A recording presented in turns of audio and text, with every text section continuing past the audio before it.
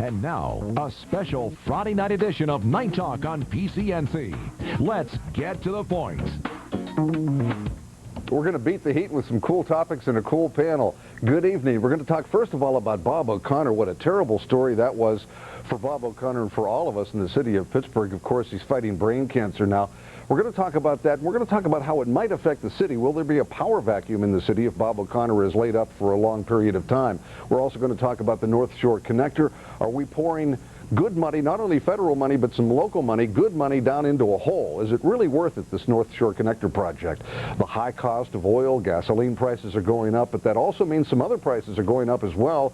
Interest rates are going to be affected, we suspect. We'll talk about that and more with a great panel tonight. We have a member of Pittsburgh City Council, a Democrat, Dan Deasy, who is from the west end of the city of Pittsburgh. Ferrywood, right? Is that where you live? Westwood. Westwood, I'm sorry. Yep. Westwood is where you live, and you represent the western communities in the city of Pittsburgh. District 2, yep. Okay, thanks a lot for being here. I appreciate it.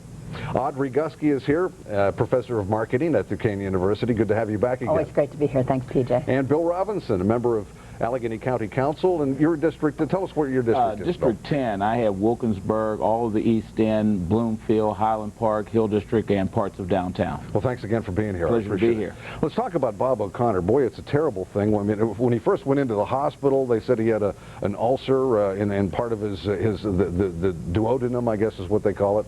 And then 2 days later, on Monday afternoon, we got the word that he had brain cancer, and a rare form of brain cancer. What a terrible shock that is for anybody, but especially a guy like Bob O'Connor, the mayor of the city of Pittsburgh. Dan, you're on city council. How is this affecting the city right now? And do you suppose there will be a power vacuum? How will that affect the city if Mayor O'Connor has to give up office or is out of service for a while? Well, PJ, right now, first of all, I know the mayor's a big fan of this TV show. He watches this quite regularly, so if he's watching tonight... We'll say hi, Bob. Bob, you're in our thoughts and prayers, and we hope to see you soon. And the kind of guy Bob is, I expect to see him soon. He's a hard-working guy, and when he put his mind to something, he follows through on it. So, short term, I haven't seen any changes. Obviously, I mean, I think the staff has stepped up a little bit in his absence. Obviously he's in a different entity as the mayor's office as opposed to city council, but he sets the bar high for a city council member. He's out in my neighborhood quite a bit, and I have to do the same thing. I mean, I see him out in my neighborhood, so I have to be out there, and now in his absence, I'm out there even more. But I don't see any changes. No, I don't. I don't think we need to look at an interim mayor or a deputy mayor right now because, technology the way it is today, he can do a lot of work from his home or the hospital or whatever it may be. And Bill, you've known Bob O'Connor for a long time. Yeah, I think that I follow the sentiments of Dan and many people in this town. Certainly we wish the mayor well, and certainly any support we can give to him and his family we should. I think one of the things we have to take into consideration is that you have to make contingency plans. I think the mayor's doctors have made it clear that they'd like him to slow down a little bit, change his style just a little bit, and I think that his staff and his family would be wise to try to see what other support they can put around him. The mayor's this city's best cheerleader I've ever seen. He's a great guy. He does bring people together, and I think we ought to give him an opportunity to get some rest. For 6 months, he was non-stop like an Energizer bunny, and Bob O'Connor needs a little rest. And I agree with Dan. Staff has to step up, and City Council has to step up. But let's give Dan a little rest, and Bob a little rest, and I'm sure he'll be back real strong, and so the best to him and his family. And what an image he created in a very short period of time as the mayor, huh? Truly, he is truly a beloved mayor, and obviously, I think it's wonderful in a person's lifetime that they can see all the gratitude and expressions of love and affection that people have shown to him. He is amazing, and we are one of the medical centers in the country, and so I think he's getting the best possible care.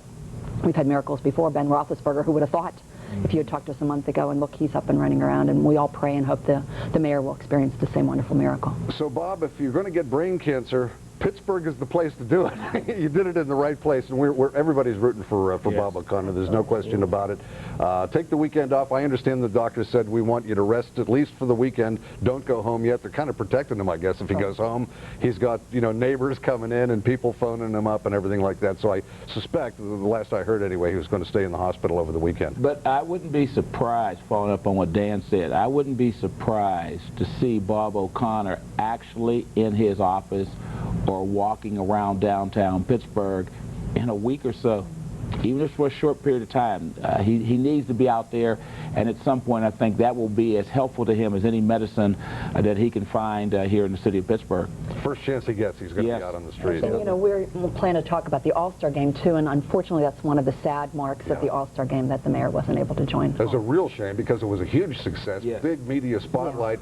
He did a lot to prepare the city for what happened, and then this happens and he has to stay in bed. Holy mackerel. Well, so we're going to talk more about that and a number of other things as we continue with Night Talk. Stay where you are.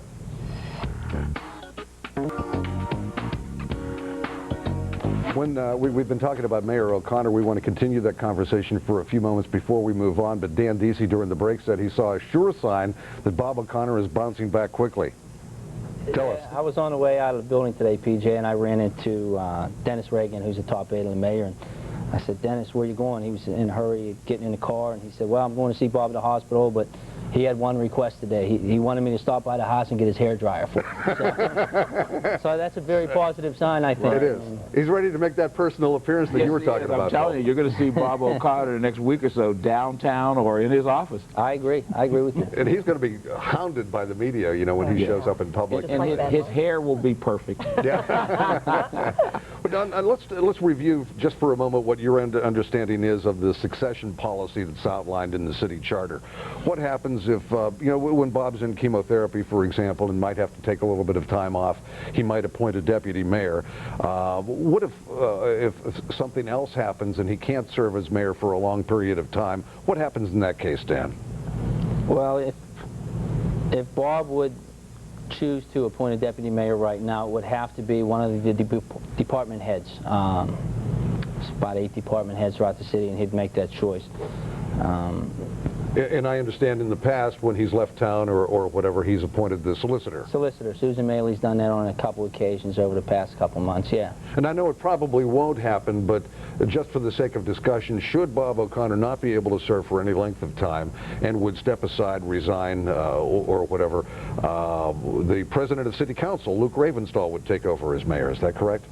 Yeah, Luke would take over for, from what I understand according to the charter, he would take over for 1 year. Within 1 year, I guess there would be an election, but obviously we don't foresee any of that happening. We expect to see Bob back to work. I agree with you 100%. So Luke would, or the president of City Council, who happens to be Luke Ravenstall, would serve through that particular election cycle until the next one, at which time there would be a primary and a general election. So that's just the, you know, what the city charter calls for. What about, though, the day-to-day business in the city, policy decisions? We have new development plans for downtown Pittsburgh. There are relationships with the state legislature that Bob O'Connor wanted to work with on a variety of issues. How is all of that going to be affected by his illness right now, do you suppose, Bill? I think one of the things that the mayor has to do while he's in relatively good health and before he continues additional chemotherapy, he has to make a decision. And he has to make the decision who are the people who are going to run the city when he's unable to, for whatever reason. And I think he has to make that decision kind of quickly in the next couple weeks. And it has to be made in such a fashion that people know who it is that the mayor has confidence in, whether it's a team of people or one individual. They have to stay in constant contact with him. They have to be appreciative of his circumstance. But he has to run this city as long as he can and make those crucial decisions, but he must put together a contingency plan, and the people who are part of that plan have to know when it's affected so that the city can keep moving and we're not paralyzed because the mayor is unable to perform. Now, the various important departments in the city look to the mayor's office for direction oftentimes: public safety, public works, housing issues, economic issues that we talked about, the development downtown. So it really is important that these policy decisions are made so that the various forms of city government are going in the direction that Bob wants them to go into. You know, one thing we might want to look to is the experience that the city went through when Dick Caligiuri was ill. And Dick Caligiuri literally worked up until the last day that he went into the hospital and did not return to City Hall. But during that period of time, Dick Caligiuri was faced with this same kind of decision. Who are the people in my administration I can count upon to help me? And I think Bob O'Connor would be wise to have his staff review that whole process, see if some people from that administration are available, and to begin to work with them on this whole issue of how do you sort of transition from the mayor to someone else or a group of people to keep the city running. We only have a minute until the next break, but let's start discussion about the North Shore Connector. This is a controversial project. Several $100 million are being spent. Most of it federal money, but there's a good chunk of state money and some local money as well, county money, that we'll talk to Bill about in just a few moments. Just from an economic standpoint, from a consumer standpoint, is it a good idea, do you suppose, Audrey, to build a tunnel under the Allegheny River, to extend the T over to the North Shore where the stadiums are for the new economic development that's going on over there? Is this a good idea for the economic welfare of downtown and for the region? Well, that's what people are saying, PJ, that it is, and that's the reason it's being pushed, because it's going to give people an alternative route to get over to where all the action is. Unfortunately, I think the cost is so expensive, and typically we don't have large amounts of traffic all the time, and so to really be creating something like that, all the expense and all the time and all the inconvenience that people are going to have as a result of the construction, I really don't think it's worth it. And I think the majority of Pittsburghers out there also agree that it's probably not worth the effort and money. And that's the center of the controversy, and we're going to get to it in just a moment when we continue on Night Talk. Stand by.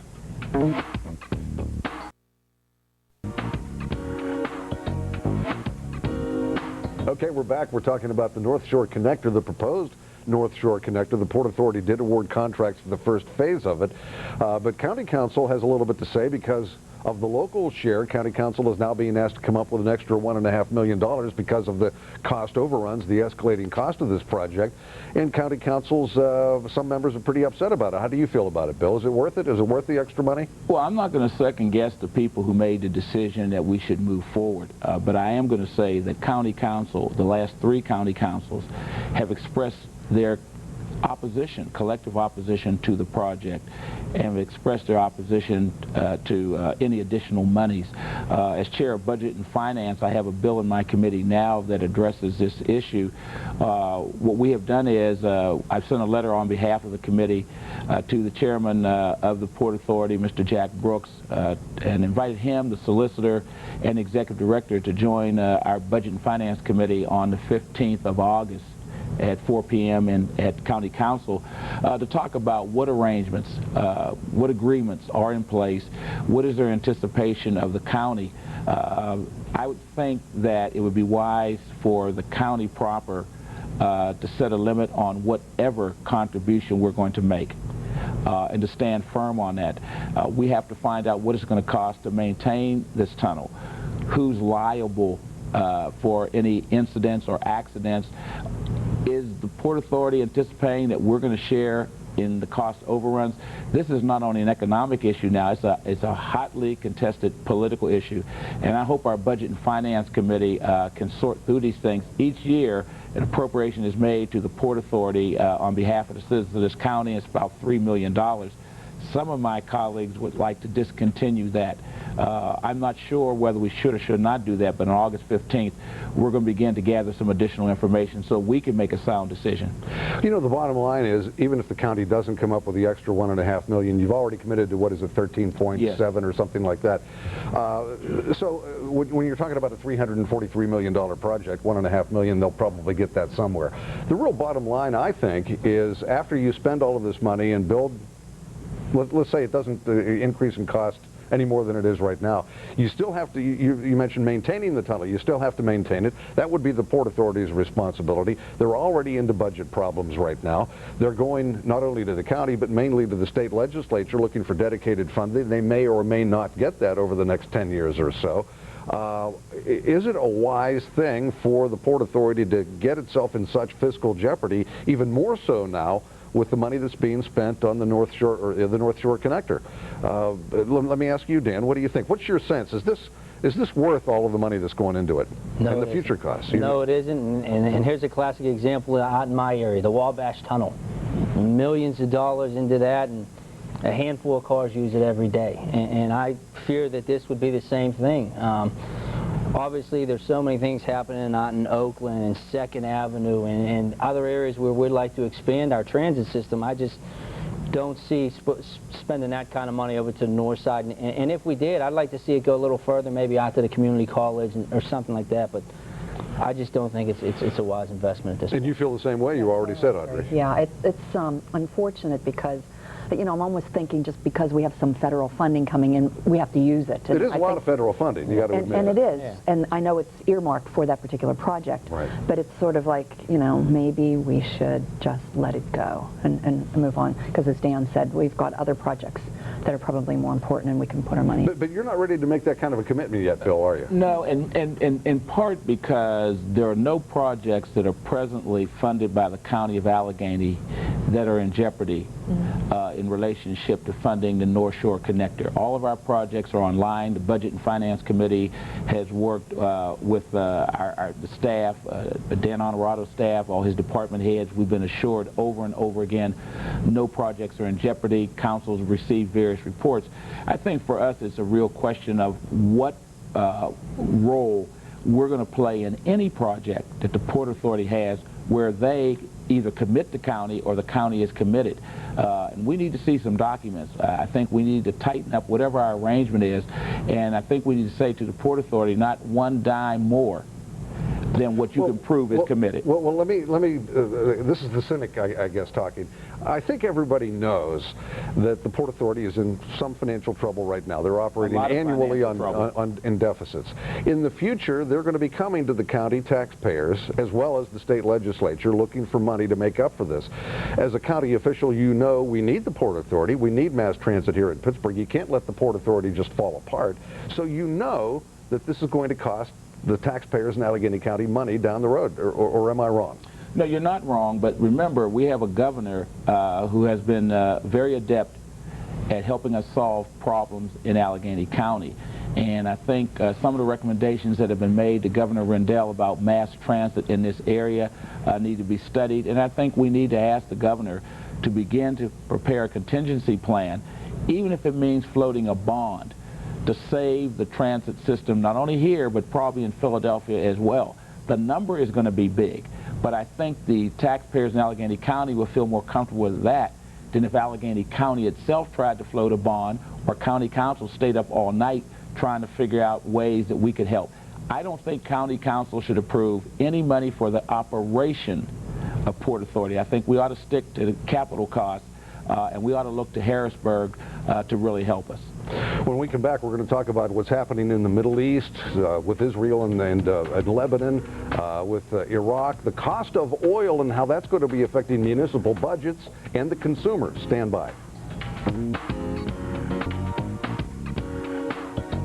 We all see the images on TV, the problems with the Israelis versus Hezbollah, the violence that's going on in Israel and in Lebanon, the problems we have in Iraq with the war there, the problems with Iran. All of those things are at least partly responsible for the increase in the cost of oil. That means higher gasoline prices. It means probably higher interest rates and a lot of other prices that consumers are going to be the prices on items that consumers are going to be buying are going to go sky high. Let's talk to Audrey Gusky, our marketing expert. What do you see as a result of all this? Well, PJ, we've talked about this on air many times, and it's very frightening. Who would have thought that gas prices would be at $3 or plus? And unfortunately, they're going to keep going up as a result of all the world crises that we're having.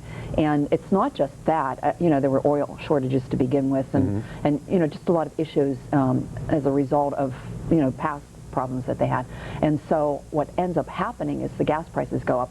It's more to fuel our car. Maybe we won't go on vacation as much. Maybe we do, but we cut back on other things. But also delivery costs get to be very high. And so you're adding costs to all the products.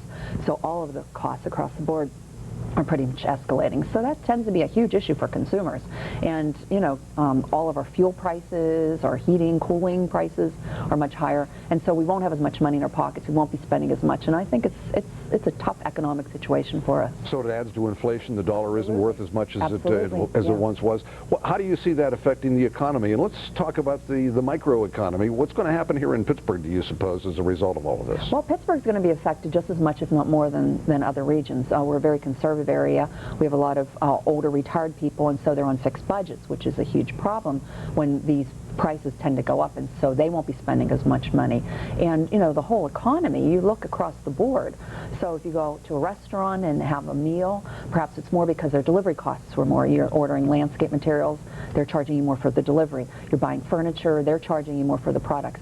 So across the board in all of Pittsburgh area, we're paying more for everything, and people were starting to feel the crunch. Initially we didn't, because we thought, oh, prices will go down, not a problem. But that unfortunately didn't happen. They go down a couple of pennies, and they're shooting sky high. I paid $3.10 a gallon today, and it killed me. And it's still going up. Yeah. And people are going to be spending less. Not as many products are going to be sold.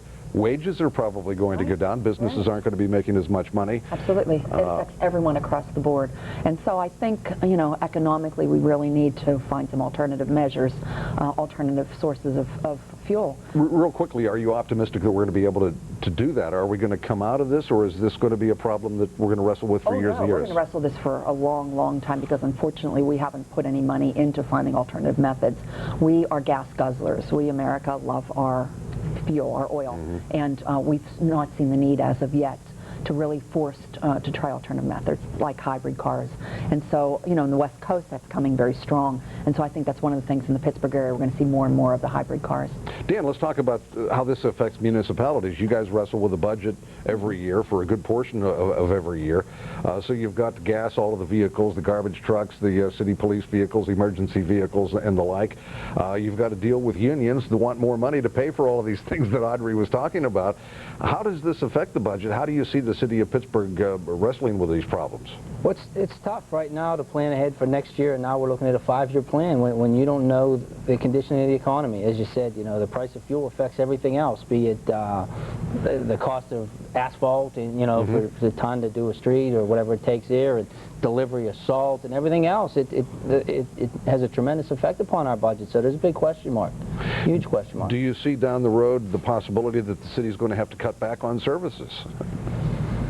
I hope not. We've cut so much right now, I don't think we can cut anymore. I mean, we just settled that contract with the garbage man and the environmental service, and those guys do a great job, and they took a fair contract. They did, and they realized that the struggles that we're having, and there's a lot of people in Harrisburg that really wanted us to privatize that, and our guys come in with a proposal that was less than anybody else, and they put a good hard day's work in, and they bit the bullet this time in contract negotiations. So no, I mean, we're trying to maintain the level of service we have now in all departments. Are you going to be able to do it? But Bill, let me ask you that. I mean, are we screaming gloom and doom here? Is it the media scaring everybody, or is this a real problem? No, I think Audrey and Dan are right on target. We're going to have some difficult times. This is not the 1990s.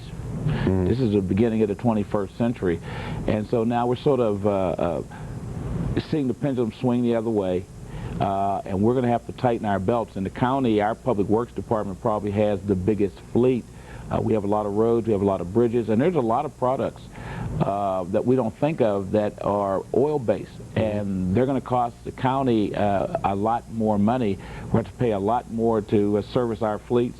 And I think from a fiscal standpoint, we've done a great job in the county bringing our reserves up to an acceptable fashion. We're around 17 million, but it doesn't take very much for those reserves to go back to 10 or 6 or what have you. So what do you do? Do you cut services, or do you increase taxes in this kind of a crisis? I think Dan is onto something. We can't afford to cut services much more than we have in the county.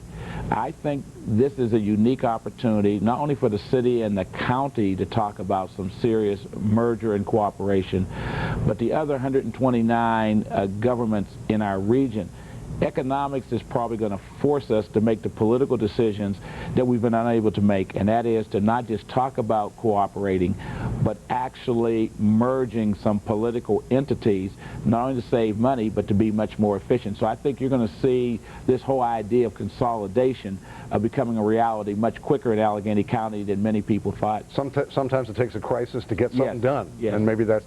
We're going to change the subject and be a little bit brighter, happier about the All-Star Game and what that's done for the city of Pittsburgh. Mostly good. Stand by. We'll be right back.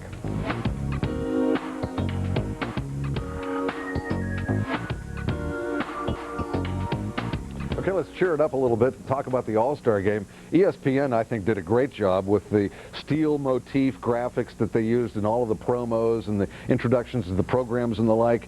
The announcers were excited about PNC Park. PNC Park got a lot of mention. Pittsburgh got a lot of positive mention. I mean, a lot more, I think, than you would reasonably expect. Pittsburgh really came out looking well.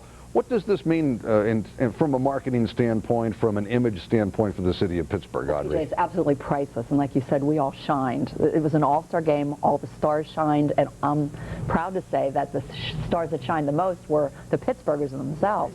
We all came out in force. We were friendly, helpful. The view of the city and all the different TV shots that they had was incredible, and as you said, PJ, the announcers just gushed over us, and you can't buy that kind of publicity. It was incredible, it was fabulous, and it was just something to be really, really proud of. And I think coming off the All-Star, or off the Super Bowl win, too, was another coup. And so, in a sense, we had double pleasure. And when you think economically as to what it did to the city, they're estimating $50 million plus. So that's a huge amount of money. So it's been fabulous. And PCNC was a big part of that, too. We have some great programming right here on this channel. The 1960 World Series, a lot of looking back at the great traditions of sports, especially baseball here in Pittsburgh. So it was really a lot of fun in the media on PCNC especially. Well, let's talk just for a second, Audrey, specifically about what it does to the economy here in Pittsburgh. This kind of publicity, bringing the people in. Obviously, they're spending money.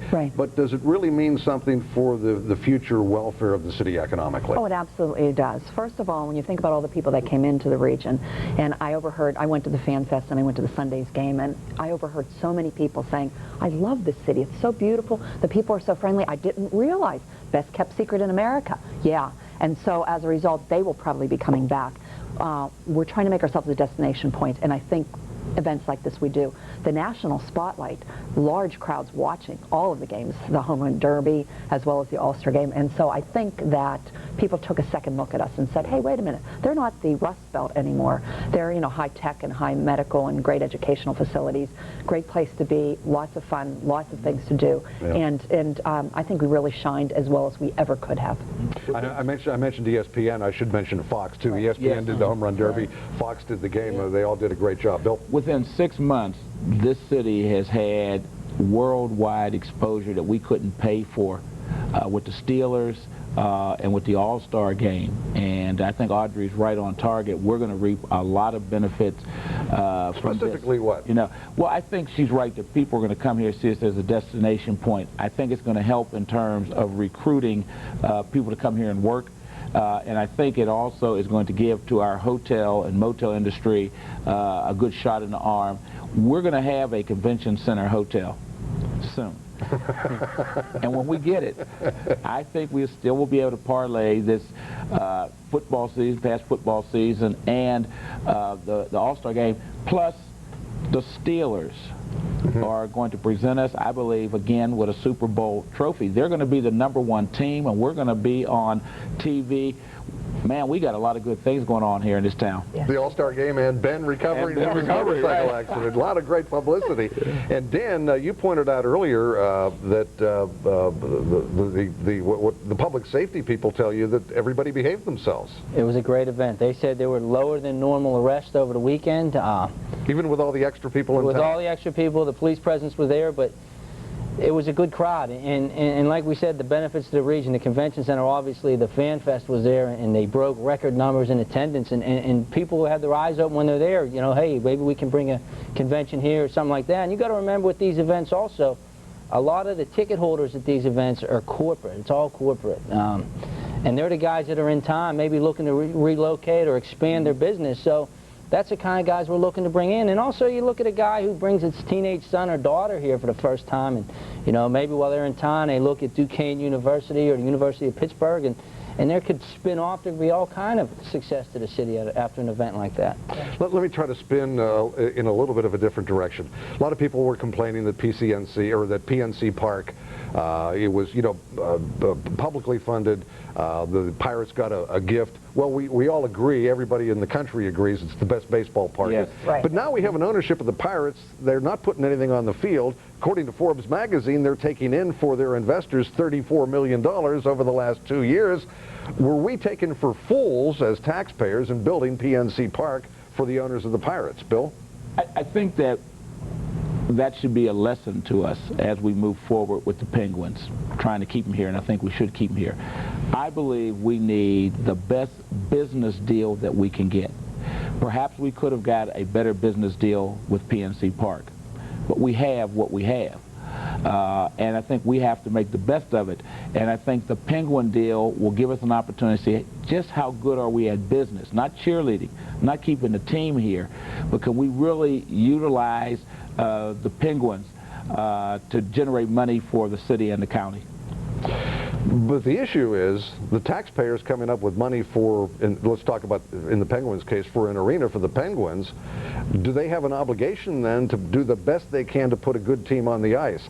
Do the Pirates have the obligation, having taken PNC from the taxpayers, to put the best team they can on the field? So a lot of people say they're not. They're taking money, you know, for the investors. Can the public officials put that in some sort of a contract, carve that in stone somehow? Well, I wish we could. I don't think we can. Yeah. And I don't think we ought to get involved in trying to manage the team. But I do think we ought to try to minimize our exposure, that we perhaps should not be as generous as we have been in the past, and perhaps not get caught up in the enthusiasm of having major league sports in our town. Obviously, we could survive without them. We're better off with them.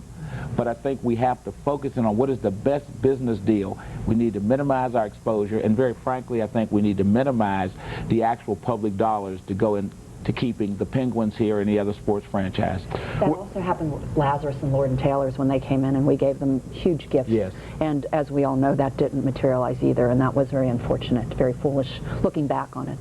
A couple of things. I'll tell you what, when we come back, you'll have first up. We're going to continue that topic. We're also going to talk about the proposed smoking ban for Allegheny County and the legislative smoking ban for the state. Police chases, we'll talk about that as well. Stand by.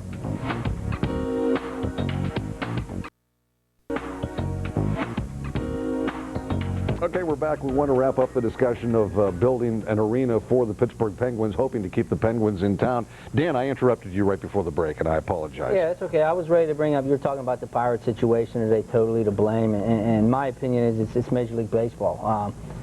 The inequity is ridiculous. I mean, the Yankees, they're paying their payrolls $200 million. The Boston Red Sox and the Pirates are a quarter of that, less than a quarter of that. And obviously, it's going to catch up to you sooner or later. And the best case scenario, if every free agent the Pirate brings in and everything works their way, and it has to be a perfect season for them to compete. And it's just the game itself. And you turn around and look at the NFL, every team makes money.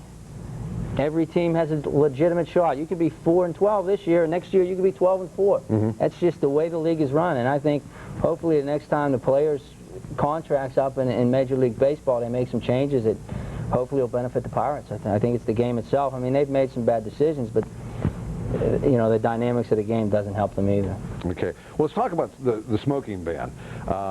County Council, some people on County Council want to ban smoking in public places and in the workplace, but in public places, including restaurants and bars and the like. Some people are saying, wait a second, let's not do this piecemeal, municipality by municipality or county by county. Let's let the state legislature do this in a statewide fashion. From a marketing standpoint, from a business standpoint, Audrey, what would you like to see? Well, from a personal point of view, I would like to see the ban totally, since I'm a non-smoker. And when you go to restaurants, even if you're sitting in a section that's non-smoking, it's still, and the people who are working there, there's all these issues.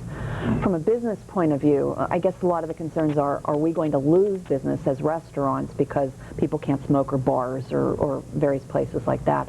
And I think in the long run, no, you won't. I mean, you know, people have adapted to going outside and smoking at the workplaces now, and so I think they will adapt in restaurants and bars. And I think in the long run, economically, it's not going to affect any of the businesses. Some restaurants say that they've increased business because some people like yourself who don't want to go out where there's smoke now are going out because there is no smoke. But I guess one of the issues, Bill, is should it be a local ban where people can make a choice of having dinner in Allegheny County or crossing the line over to Beaver, Butler, Washington, or whatever, or should it be a statewide ban? Should the county hold off on a smoking ban until the state legislature does something? Yes, I think that this is a major public health issue, and that we ought to give the state legislature and the governor the first opportunity to address it. In the meantime, I think in Allegheny County, we need to begin the process of working on a ban. I think this will help the state legislature in terms of what direction they might want to go, but I think we need to lean heavily upon them. County Council's done two things. One, we've asked the state legislature to take up this issue, but we've also referred a smoking ban bill to committee, the Health and Human Services Committee. Like Audrey, I'm not a smoker, and I'd like to see an overall ban, but I realize that we're going to have to come to some sort of compromise for those who insist on smoking. And I don't know what that's going to be, but one thing I do know, in Pennsylvania, tobacco is our third leading cash crop. Is that right? Yes, sir. And a lot of tobacco is grown in this state, and that's why I said we're going to have to come to a compromise. But I think we're going to have to keep emphasizing the public health aspect of this. It's not simply a question of trying to restrict people who want to smoke. This is serious business. This is life and death. And I think we have to work as hard as we can to come up with the strongest non-smoking ban statewide that can be crafted. Let me ask you the same question, Dan. Should the city go ahead and ban smoking if that's the desire of people on council, and or should you wait for the legislature? Right now, the issue's not on our radar right now. Obviously, we're busy with a lot of budget issues and stuff like that. But from a personal standpoint, I think it would be the state should come out with a uniform plan and make it a lot easier, and it would make it more equitable for the entire state. You go to this county or this city, and there's just too many different, you know. From a personal standpoint, I don't smoke, and I don't enjoy it when I take the kids or something out. But I think we're better off just waiting and letting the legislator act on this. What we don't even talk about anymore is what interest does the government have in something like that? Why should the government be saying you're allowed to smoke or you're not allowed to smoke? Public health. It's a huge health issue. It is. Yeah. Public health issue. I think the evidence is in about cigarette smoking.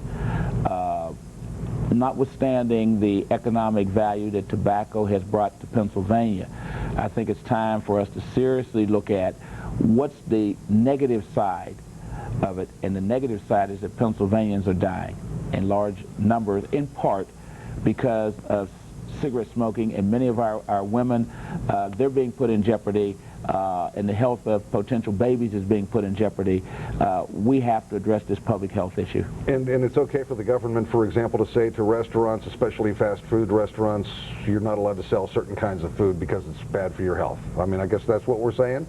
I'm not sure we want to go that far. We may be on a slippery slope. Liquor's bad for you. We're not allowed to. Maybe we should go back to temperance. You know. Oh, I don't want to do that. But let's tackle this issue first and see how we can compromise. Come to a compromise. Okay. We're going to talk about the controversy in the city of Pittsburgh over police chases. It's controversy not only here but elsewhere. What rights do police have? And what should be their discretion with regard to chasing people and putting other people in jeopardy? We'll talk about that in a moment. Stand by. Okay, we're back. Police pursuits, the issue of police pursuits is a controversy here in the city of Pittsburgh, as it is in many other municipalities across the country. And the issue, of course, is police are charged with protecting us. They want to catch bad people and make sure that they don't harm us, those of us who are innocent bystanders. But in pursuing people, in automobiles and in motorcycles, are we putting people in jeopardy, people who should not be put in jeopardy, especially pursuing people who are speeders or have broken other relatively minor laws? Let's turn to you, Dan, first of all, because the city police are involved in this controversy or discussion right now. What should the police policy be with regard to chasing or pursuing people who have been perceived to have broken the law? Well, the policy right now, it's at the officer's discretion. whether to proceed with a chase or pursuit or not. It's the way they term it is that the apprehension of the driver outweighs the risk of dangers to the public.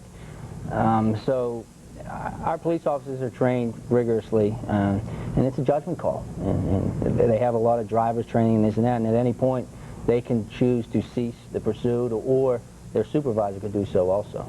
Now, in recent incidents, people have been injured and in some cases killed as a result of this, people who were not involved directly in the pursuit. Are you comfortable with that policy, letting police officers make their own judgment, or do you think that maybe should there be a different kind of policy? No, I'm comfortable with that policy. I mean, these guys are out on the street every day, and they know what to look for, and sometimes it's not a pursuit. Sometimes the motorist doesn't realize that the police is behind them with the lights on. So every time that happens and they go for a couple blocks, that's labeled a pursuit. So our numbers are high. It's like 600 pursuits over the last 2 years. But the average pursuit is less like a mile long, and a lot of these cases. But the dangerous ones are the high speed. The dangerous, pursuits. yeah, absolutely, and that's where the officer has to, take into consideration the time of day, the neighborhood, whether there's a school around, and they take all those things into consideration, whether to call off the pursuit or not, and even if they're able to identify who's driving that vehicle and realize that they could apprehend them later on at a later time, and then they can do that. So it's totally at the discretion of the officer. What do you think, Bill? Is it a good policy? Well, I'd like to see the policy reviewed and possibly changed. I differ a little bit with Dan, not so much with him, but the policy itself in terms of allowing the officers to make the discretion and say that the apprehension is of higher priority than the safety of innocent bystanders. I think that should be flipped. Because most of the chases we know are not after criminals that have robbed banks or that have done heinous crimes. Oftentimes it's trying to pick up somebody that for, as you mentioned, some smaller crime. So I'd like to see them sort of flip the policy and put more emphasis on the safety in the neighborhood and perhaps do a different kind of police work to track people, use a little more technology. And I hope that they will review it, because 1 or 2 citizens that are injured or killed, to me, is not worth a policy that always has that potential, because it's just so devastating in communities and neighborhoods. And yet the police say, listen, we're chasing people oftentimes who are drug dealers or involved in some sort of a crime that's a detriment to the community. And we need to get these people. We can't just stop and let them run away. That's not a good service to the community either. Would you agree with that, Audrey? I would, and I'm sitting between these 2 fine gentlemen, and I agree with both of them. I agree with Dan that, the policemen are trained, and I trust their judgments. And I agree with Bill, notion that they still have to be careful. And so, I think the fact that the majority of the pursuits that they have are minor infringements, and there rarely is a time when there's really a cops and robbers chase. I wonder if there's a concern that there are certain neighborhoods where these kinds of things happen as opposed to others. Is that an issue in the city of Pittsburgh at all? Yeah, I think it is, and it probably relates to crime statistics. It probably relates to where the bad people are. Some of it may relate to the discretion that the police officers use. But I think that if we have a policy that emphasizes safety in the neighborhood, safety for the neighborhood, safety for the officers as well, and depends more upon a better and different police work, that we'll be able to still give to these officers the latitude they need to catch the bad guys, and people can feel safe. The average person doesn't know what's going on when they hear those sirens. They don't know what's going on when that car speeds their neighborhood only for 2 blocks, except, my God, I hope my kids are safe. I hope the neighbor's kids, I hope someone doesn't hit my car. And then when the tragedy occurs, I think it just brings so much negative public attention to the fine work that the police do, that I would just suggest that city officials in particular would change that policy. Let's end the discussion right now, and let's all wish Bob O'Connor get well. Have a great weekend. Get well, Bobby. And we want to see you soon. Yeah. Hang in there, Bob.